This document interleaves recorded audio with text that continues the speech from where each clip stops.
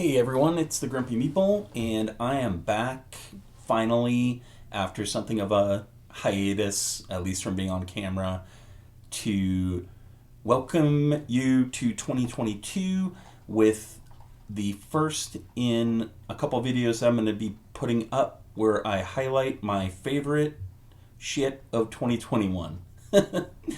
You could call it favorite stuff, you could call it what you like, but I'm calling it my favorite, you know, random symbols to designate curse word. And this is our board games edition of this list, which I'm sure many of you will appreciate considering that this is supposed to be a board games channel. Now, I will say that that's likely to change a little bit this year just because I have a lot of interest, and board games are really only one of them. And they're the biggest for sure, but there are other things that I'm interested in talking about. I've been really interested in and getting into AEW wrestling lately, and I've thought about doing a video about that. I've thought about doing videos about Lego because I'm collecting Lego sets and have been for, decades, and I've got a bunch that I picked up recently that I'm going to be building. And so there may be some stuff that's a little kind of off topic coming in the next couple months, but hopefully you won't mind that. It's something different that kind of can never be a bad thing as far as I'm concerned. But this video is all about board games. My favorite board games of 2021 in no particular order, and let's just kind of jump right into it. So, I made a fancy PowerPoint for y'all today. You gotta love that.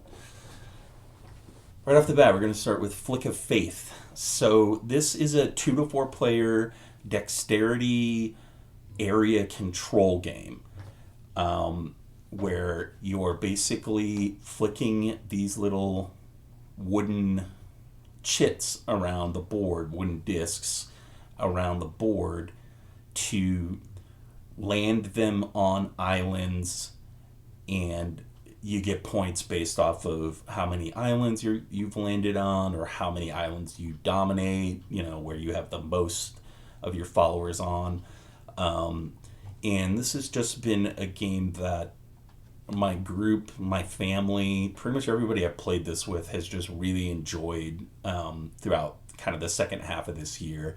And so I wanted to highlight it here. It's super easy to play, super easy to teach, plays quick, has a lot of kind of interesting variable powers because you're playing as these gods basically, and each god has his own kind of unique power set.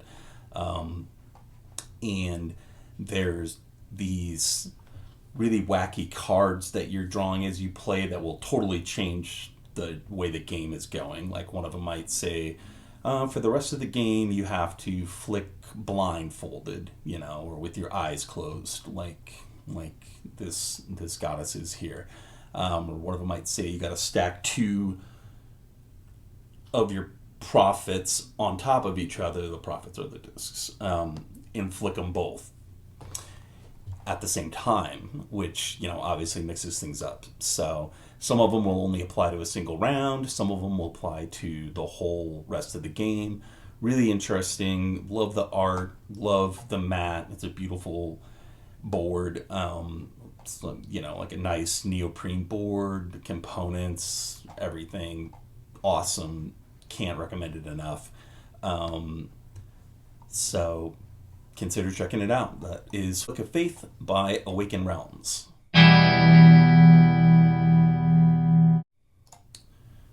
Second up, something I've covered quite a bit on the channel, not going to come as a huge surprise, Zombicide 2nd Edition.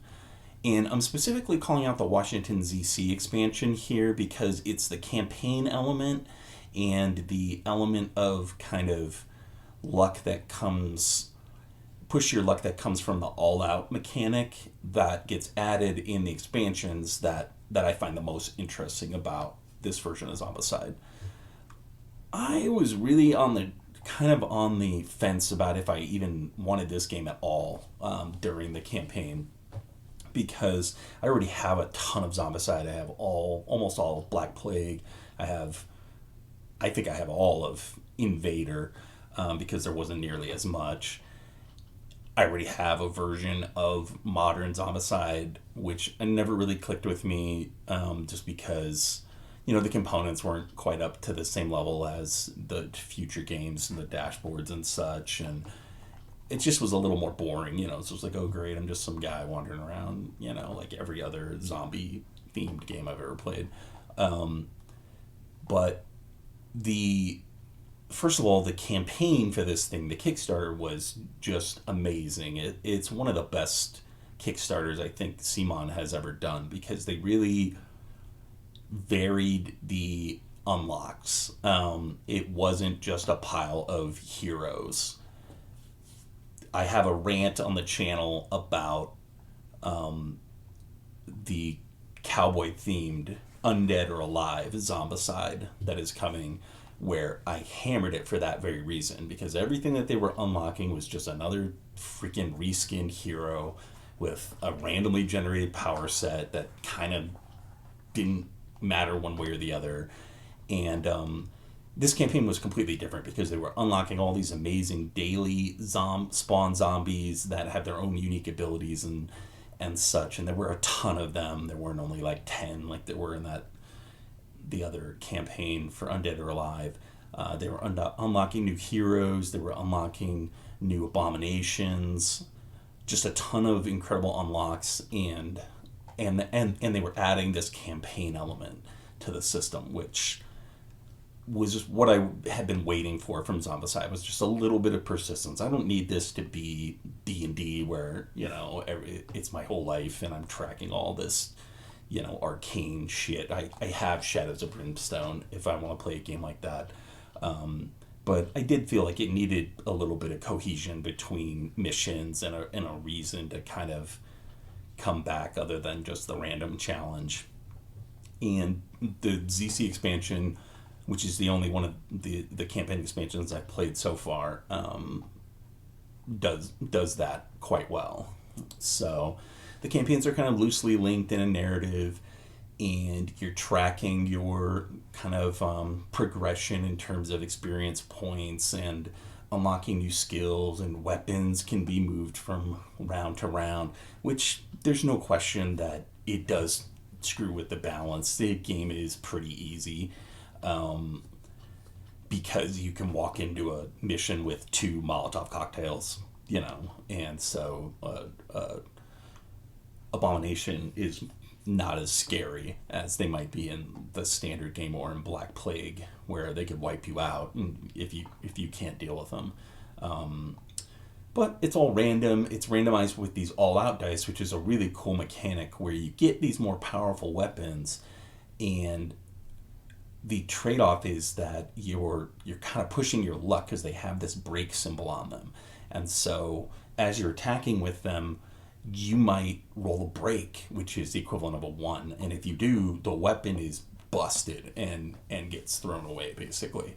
And so this is a really cool mechanic that just added that little bit of like risk reward, because you had to decide, do I want to shoot this thing all out, or would I rather just use a standard weapon and not risk my shotgun on just one random zombie.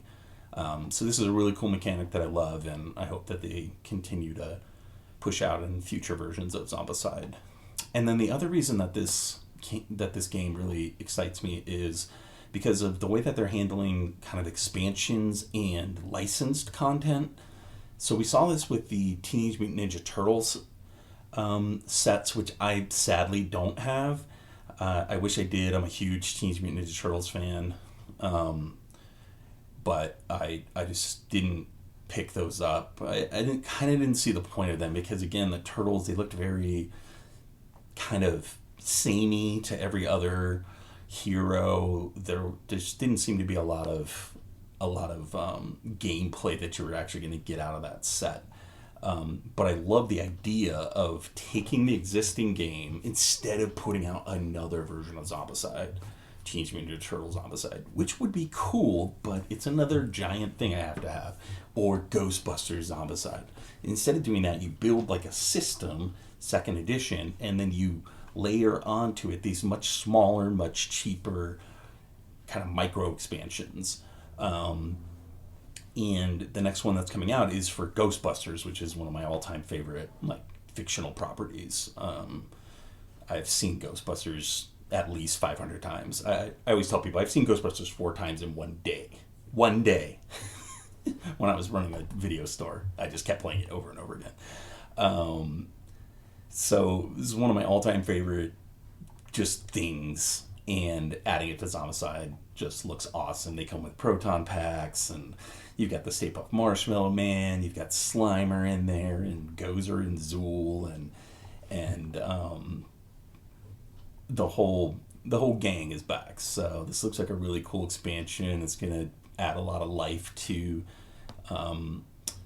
back into Zombicide Second Edition, and I dig this method of expanding where it doesn't necessarily have to be a whole new core set. They can just take it in a different direction with the same missions and stuff, and the same core components.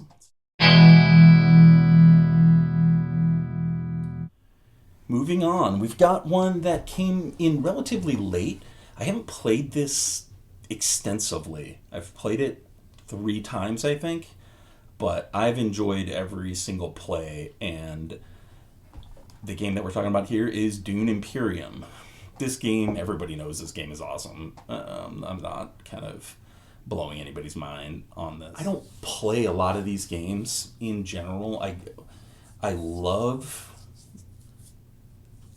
these kind of tactical, strategic, fun, like deck builders, but I just don't play a lot of competitive games in general. I have kids, they don't ever want to play against anybody because if they lose, then it's the end of the world, and they're a little young for competition. My wife doesn't really want to get stomped by me, especially in something like this. She'll crush me in Ticket to Ride happily, but I also will savage her in Splendor just over and over again, so it goes back and forth. So I don't get to play a lot of these games and this one was just really interesting because it looks complicated, it looks heavier, it looks a lot heavier than it is. It's very thematic. One thing I loved about it was that they're using the movie as an inspiration, but they're not using the movie stock art. I fucking hate it when companies put out a board game with still fucking images from the movie as the art. The Aliens game that came out recently, and most Aliens games, but I can't remember the name of it, but as soon as I saw that game, I said, fuck this game, because I just cannot look at that shit ass art. What they did here was they stylized it. They had an artist actually create art. It's just based off of the visual look of the Dune film that came out this year, which is quite good, by the way, and will be on one of my other lists. So I appreciated that right off the bat. And it's just a really fun, really crunchy, easy to learn, hard to master kind of strategy points salad game where there are just so many different ways to win and so many different strategies. And I had a game where, every game I've ever played of it has been very close. Couple of points separating the whole pack off all players. And I played it at 2-player and 3-player. And there are just a lot of different strategies. You can try and build your kind of reputation with the various great houses or whatever, or you can focus on combat and try to eke out points through that. The last game that we played, I won literally after the game had ended because I had a set of intrigue cards that paired with the fact that I had been going for one very specific, very expensive card the whole game called the Spice Must Flow. And I had an intrigue card that said that if you have 2 Spice Must Flow cards at the end of the game, you get an extra 2 points. And I was a point behind. I happened to have been able to get that second Shai Hulud in one of the last rounds, and it pushed me over the edge. So amazing strategy, tons of different ways to win, variable player powers. The components, even in the core box, are decent. You know, you've got all these wooden tokens. They sell this insane upgrade pack. I don't even own this game. This is one of the rare games that I've played multiple times that I didn't go out and buy. I'm trying to do a little bit more of that now. Gives me a reason to actually hang out with other people. No, I love my game group. But so I don't have the deluxe set. I don't know that you would need it. It's pretty badass the way it is. So really like this game. Kind of surprised me a little bit because more and more I just don't play these kind of competitive games, and so I was really excited to experience one as good as Dune Imperium. All right, next up we've got one that is not going to surprise anybody because it's basically all I've been covering for the last 2 months, and that is the HeroQuest re-release. My kind of journey with this game and this re-release in particular has been a little bit odd because I was insanely excited when the campaign was announced back in 2020, I want to say. This delivered pretty quick. I want to say it was like November of 2020. And I couldn't have been more excited. And then it came out and it was just a straight up remake of HeroQuest and the 2 expansions, like word for word in the quest book remake. And I instantly lost interest because I already have all those expansions and a pretty pristine copy of the original HeroQuest. And so I wasn't adding anything that I didn't already have other than some stretch goals, which I didn't know that the value would be there for those. So I passed up on it, and then it started delivering, and then and in the interim they had announced this app that lets you play it solo and or cooperatively. And this really infuriated me because if they had mentioned this during the campaign, I would have instantly backed it, because just the ability to actually get it to the table, which is what you get when you have a solo cooperative mode, it's much more likely to get to my table at least. Just that ability through this app instantly adds tremendous value. And so I was willing to overlook a lot of the other things that I wasn't so sure about. Like, I don't know, are the miniatures going to be any good? This is Avalon Hill and Hasbro. It's not Simon, you know. And the fact that all the content was just kind of recreated with arguably, you know, maybe not arguably, kind of crappier art. But once it came out, it was clear, and once the app was revealed and everything, it was clear that I was going to need to get a copy of this. And I won't go through the whole story. I've already done a short video about it, but I found one, and I'm really glad I did because I'm having a great time with it. I'm playing it with my son. I am playing through the Zargon app. It is incredibly easy, way too easy, super easy to game, and kind of trick the AI into doing insanely stupid stuff like rushing into a room with 3 guys surrounding the doors. But it is still fun, and it scratches an itch that a lot of other dungeon crawlers don't, where it's very easy to pick up and play, you know.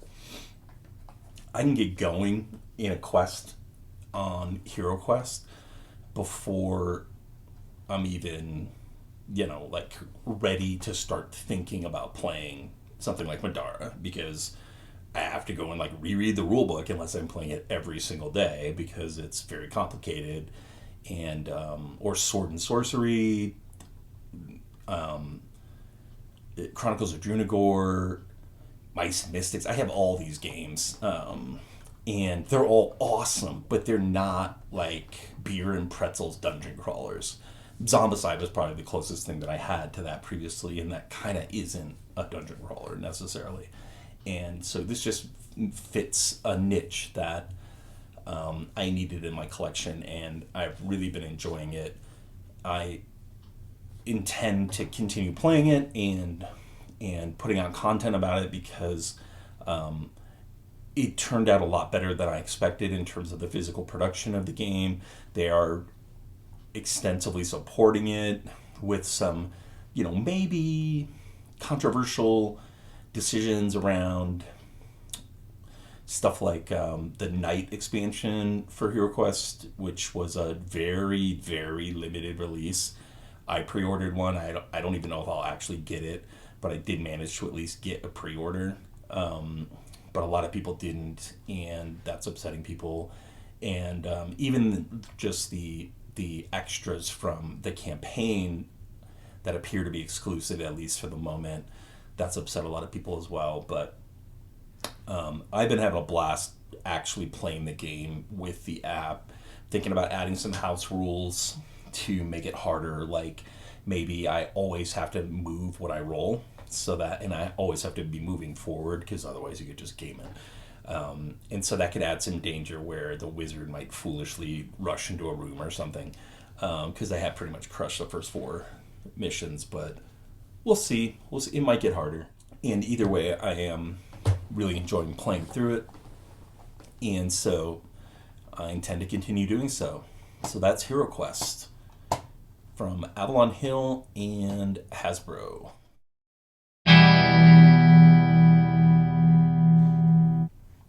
Next up is a game that I've covered probably more extensively than any other on the channel, with the possible exception of Zombicide, just because I did a bunch of gameplay videos of that. And that is Chronicles of Drunagor from Creative Game Studios. What can I say about this game that hasn't already been said? I've seen it showing up on some best of 2021 lists already, even from the Dice Tower. Seems like not from the main, kind of not from Tom Vassell, but from like one of the subgroups at the Dice Tower. I don't know, that whole thing is super complicated at this point. There's like the A team and the B team and the Z team. I don't know what any of that shit means. But somebody at the Dice Tower thought that this was the best game of 2021, and I would pretty much have to agree. This game is freaking awesome. There's really nothing that I don't love about this game. I don't know what else to say. The miniatures are great, especially for what's essentially a first-time miniature game, from Creative Game Studios. Towers of Arcanos wasn't really this, with dozens of kind of large, high-quality miniatures in it. They crush the miniatures. The production in general is just gorgeous. Everything is top tier. You've got the game trays for the 3D element.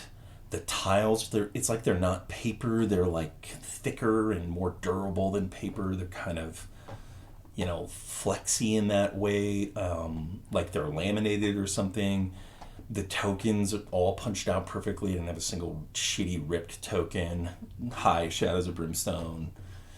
Or Core Space, which I'll be talking about too. Good God, that game, punching that game is a game in and of itself. I'm actually going to make a board game in 2022 just called Punching Out Core Space, and the whole game is just going to be like how to carefully navigate and use your freaking, your knife to cut the particular seams, and can you get the whole thing out without ripping it? The answer is no.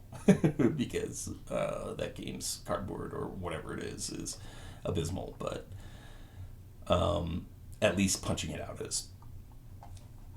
But yeah, so Chronicles of Drunagor, it just crushed it on all fronts. The production It's beautiful. It is an insane amount of content. The price that they were charging for this during the original Kickstarter is absolutely insane. I've seen people selling this set, the Kickstarter from the original campaign, for like $1,000, and it was like $175, maybe $200 all in. Because they were running it during Black Friday. I might be off on the numbers there, but it is a staggeringly huge amount of content for a relatively minuscule amount of money, especially compared to other games of its ilk. Like Massive Darkness. I easily spent double what I spent on Chronicles of Drunagor on Massive Darkness, and I love Massive Darkness. I'm super excited for Massive Darkness 2, but there's no way that game is better than Chronicles of Drunagor. You've got just a giant, awesome adventure book. You've got the book where you have your choose your own adventure element added to it, where you're making decisions and it's affecting how things happen. And maybe they're not huge impacts, but it is changing things up. And you've got the 3D element, which is freaking cool, and just without a doubt the best character activation system I've ever seen in a board game, a dungeon crawler, bar none. Because it takes the Conan system of like moving kind of gems around and having a limited pool of potential actions, and you can kind of spend them wherever you want, and just blows that thing sky high by adding variable player abilities for every single action, essentially. So there are some repeats. There are some that are like generic, like turn undead or heal, blah blah. But there are a lot of unique abilities in this game, and the way that you spend them, the way that range works and interacts with that, the way that you're able to actually activate on your friend's turn through the protective abilities in the game, the reactive abilities. It's just like front to back, across the board, an amazing game, an amazing achievement for creative game studios to get this thing out in the time that they did without a lot of kind of experience in this realm, where the box it's one of the biggest boxes I have. It's massive, and it didn't deliver super late, and it didn't have to go back and charge more for shipping or any of that kind of stuff that everybody's dealing with now. It's just, hey, you back this game, it looks cool, they send it to you, it actually is cool, and maybe even cooler than you thought, and just packed with insane amounts of content that I probably will never get through. I wish I would, and that's without even talking about the second campaign for Apocalypse, which I will be talking about in another video, hopefully. And that campaign was freaking amazing too, and for lots of the same reasons and some different reasons. So across the board, couldn't be happier with Chronicles of Drunagor. I'm not really doing a game of the year because I just kind of don't have a format for that, and I haven't thought it through, and this year has been crazy. You can see I'm in a new location. I haven't actually moved, but I moved my office. I switched offices with my wife over the last 3 days, basically. And so that's been quite the process of like buying new furniture and getting it all put where I wanted and getting the art up on the walls. And I've gone deep into the Nanoleaf tree, if you've ever heard of that. They're the kind of LED panel lighting that can be reactive to music and can have all these different, it's touch sensitive, has all this cool shit, and so there's just a lot going on, and I just don't have a plan for a game of the year. But if I was gonna pick a game of the year, it would be Chronicles of Drunagor, without question. So hats off to Creative Game Studios and and really looking forward to Apocalypse and to getting this back to the table.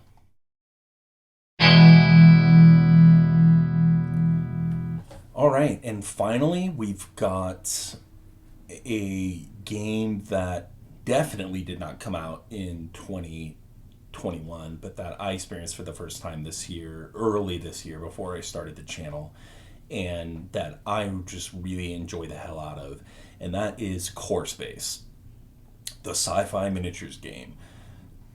Salvage, trade, adapt, survive. This game is really something else. It's you can play it in multiple modalities. You can play it semi-co-op. You can play it competitively. You can play it cooperatively. You can play it solo, which is the only way I've ever actually played it. And it's basically like a slimmed down version, I think, of something like Necromunda, like a tactical miniatures game that just kind of streamlines and simplifies a lot of the elements. You're fighting these bad guys called the Purge, which are just like a robot alien species that's just trying to basically wipe out humanity. And if you're playing competitively, you're also fighting the other traitor groups. So it's kind of very like Firefly-ish, very kind of maybe a little bit of the Expanse in there in terms of like the feel of it, because it's a little cheeky, but it can be, serious. I don't know. It's and then you layer on top of that basic kind of gameplay loop where you're moving through the environment, rolling dice. You're pulling these event cards that can totally change things, like turn off the gravity or lock all the doors and really mess with you. And then on top of that, you have a pretty solid set of miniatures and 3D terrain, which is another thing that I've been kind of banging on about on the channel since its inception. I love 3D terrain. I'm slowly, ever so slowly, good God, so slowly it is taking so long, working through my Dungeons and Lasers terrain, and I love that stuff, but it is taking forever. This game comes with a full set of painted because it's cardboard, terrain and a neoprene mat. So you lay it out, you set up the environment just like you see here, where it's got walls and doors and storage crates. One of the coolest things, I've never seen this in any other game. If there's another game that does this, I'd love to know about it. These crates contain weapons and armor and stuff like that. And they are actually in there, because in this game, you have this very small dashboard that doesn't take up a lot of real estate. And the items are very small too.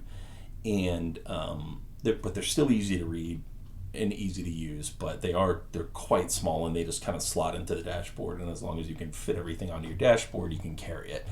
And so when you're setting up the environment, you're like randomizing what items go into these crates, and then you're actually putting them in the crate and closing it and putting it on a board, which maybe any other game you would just draw from a deck. And that's fine, but it's just such like an interesting immersive thing that they added, and it's just so different that I loved it, and I can't wait for the fantasy version of this game, which is probably going to hit Kickstarter or GameFound this year. And then on top of all that, on top of just the really cool theme, the really cool aesthetic, the art is amazing, as you can see. The gameplay is super tight. You're just moving through environments. You've got cover because you have the 3D terrain, so you're hiding behind blocks. Enemies are coming at you, and you're trying to lure them into traps and stuff. And then on top of all that, there's an insane amount of content for it. It can be used with all the other terrain that they make. So other sci-fi themed sets, even you could pull out one of their fantasy themed or kind of current timeline themed games and say, hey, they made it to a planet that has evolved along a similar, path as Earth, or maybe it is Earth, or maybe it's a kind of pre-industrial fantasy world. And on top of all that, you have the fact that they ran the campaign for Core Space Firstborn, which is a standalone expansion that is just adding so much more content. And this is like delivering now, so I'll likely be covering this on the channel in the very near future.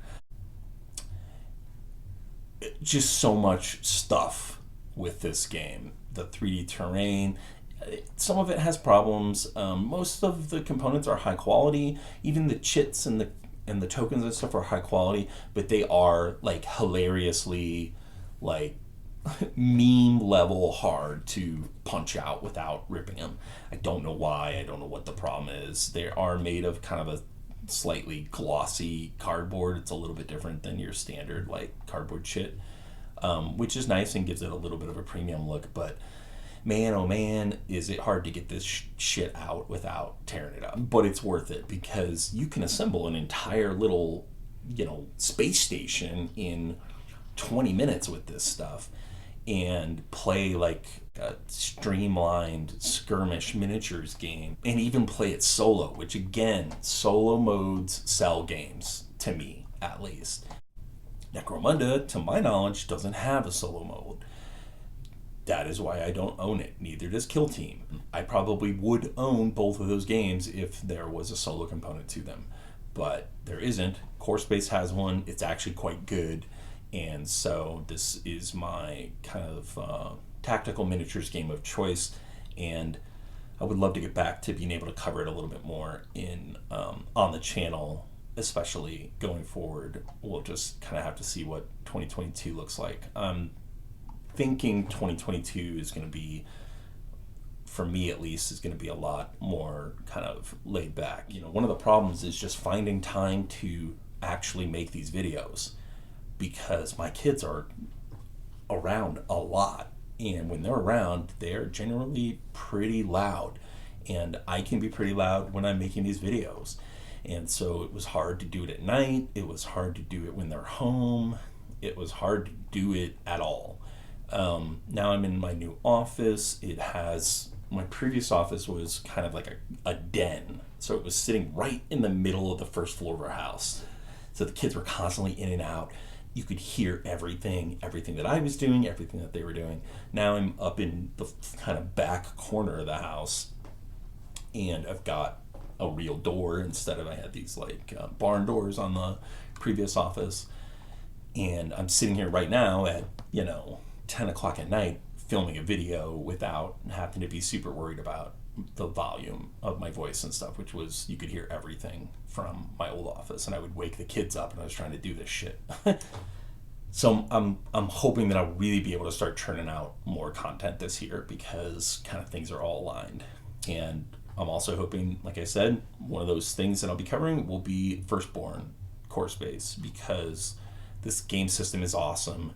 I'm hoping to get my game group into it. Maybe we'll start making some videos together. That would be equally awesome. Hopefully a lot more Core Space in the Grumpy Meeple's future.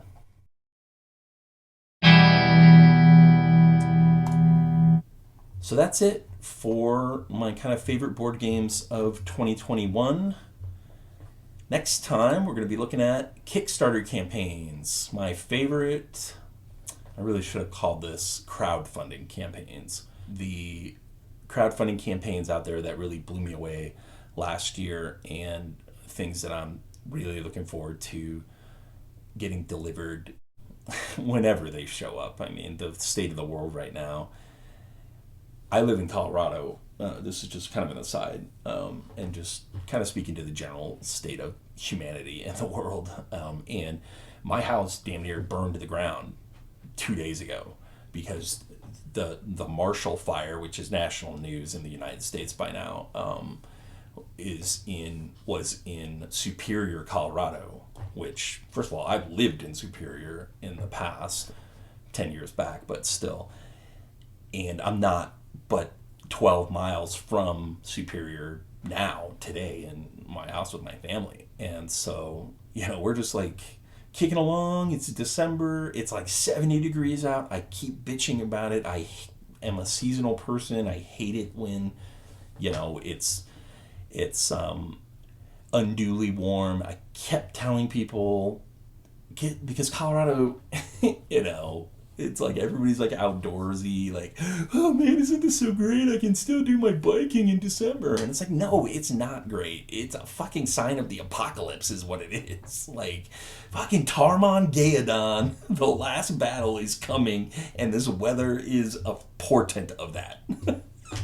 I've been listening to the Wheel of Time. And then all of a sudden, the biggest, most destructive wildfire in Colorado history breaks out 15 miles from my house. And then 2 days later, it snows 3-4 inches, and the fire's out now. And this kind of insanity, we've seen it with shipping, we've seen it with production, we've seen it with tankers getting stuck in the shipping ships getting stuck in canals. Like, this shit is real. Who knows when this stuff is going to show up, but I am looking forward to it either way, and I want to highlight some of the campaigns that I think did things right in 2021. So look for that video coming soonish. That's all that I have for now. I hope you enjoyed this. It's a little on the cuff. It's the first video that I'm doing in my new office. It is late at night, and so this might not be as polished as it could have been, but hopefully you enjoyed it, and more to come in the not too distant future. So have a good night, and I will talk to you later.